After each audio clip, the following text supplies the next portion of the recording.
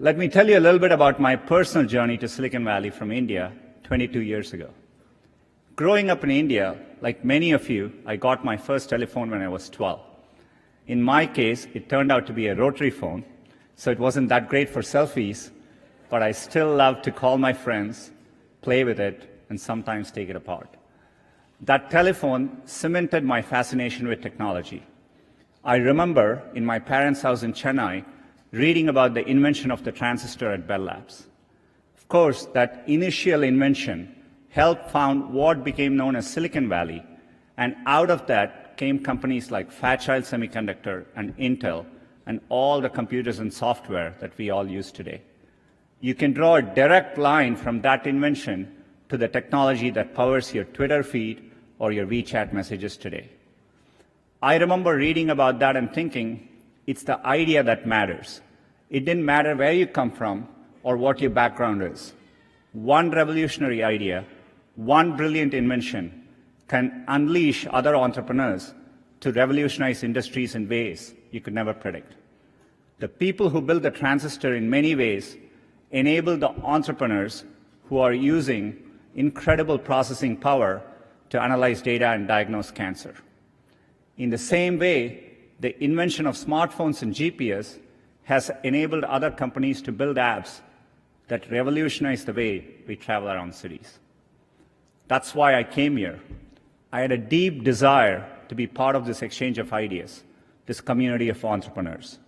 And coming to the global hub where this was all happening, at Stanford, I felt welcomed and embraced. People didn't care where I came from, only my ideas and hard work mattered. I'm not alone. The Valley attracts people from all over the world. That is why you're here. I'm excited that over 700 entrepreneurs from over 170 countries are joining us here today. The possibility that anyone with the right idea at the right time can have an impact on others, that is no longer limited to a single place. It's possible everywhere. What we are seeing now is an unprecedented global opportunity. In China, a few months ago, I met entrepreneurs combining social, commerce, and business platforms in entirely new and unique ways. And earlier, I mentioned a game built by an entrepreneur from Vietnam. When I was last in Vietnam, I met him. His name is Dong Nguyen, and he created Flappy Bird. He was a developer from Hanoi who wanted to create simple games, non-violent games, that reminded him of why he fell in love with gaming in the first place. And it quickly became one of the world's most downloaded games for Android and iPhones. Great ideas in technology no longer come from just Silicon Valley. They can and do come from anywhere. And now they can quickly reach scale. I see hubs growing all over the world: Germany, Brazil, UK, Israel, China. The latest figures say that 21% of adults across 60 countries intend to start a business in the next 3 years. And there are over 200 million women around the world who are starting or running a business. It's clear that Silicon Valley is now as much an idea as a place, and it is an ideal of what's possible. And those of us who are lucky enough to have benefited from being in Silicon Valley or hubs like it owe it to the world to set a good example and clear a path for others. And that is another reason I'm excited to be here speaking to you. Because businesses, academia, and governments all play an important role in removing these barriers. The internet itself is a perfect example of this. It's arguably the greatest economic engine of all time. And its success is largely a result of early collaboration between the US government, the private sector, and researchers from academic institutions, including Stanford. They worked together and made deliberate policy choices to keep the platform open and borderless. The course of history shows that this open model can unleash innovation, opportunity, and benefits for people everywhere.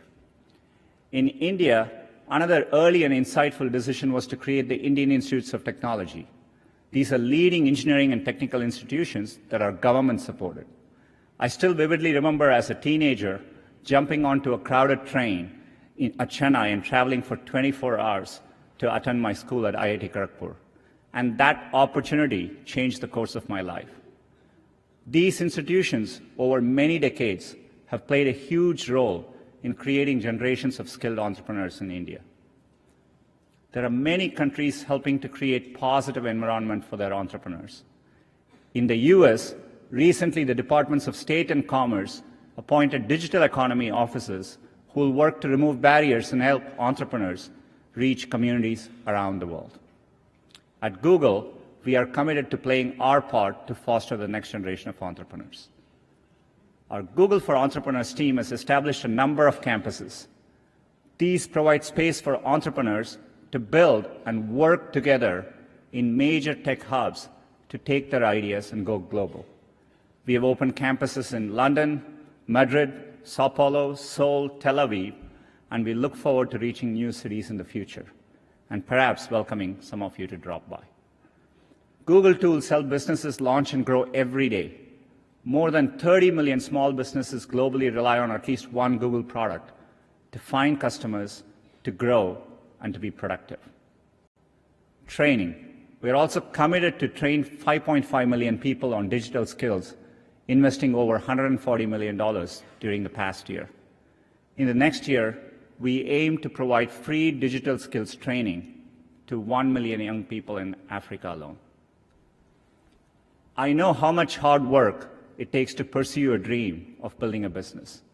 The long hours, time away from family, the rejection, the ideas you know are brilliant that just don't seem to catch on.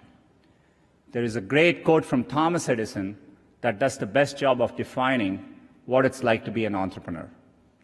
I have not failed, I have just found 10,000 ways that don't work.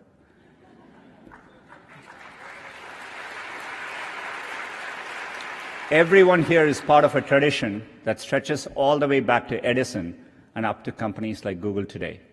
It's about more than building apps to make money. It's about transforming industries, creating millions of jobs, curing diseases, fighting global warming, and making our schools richer environments for our children.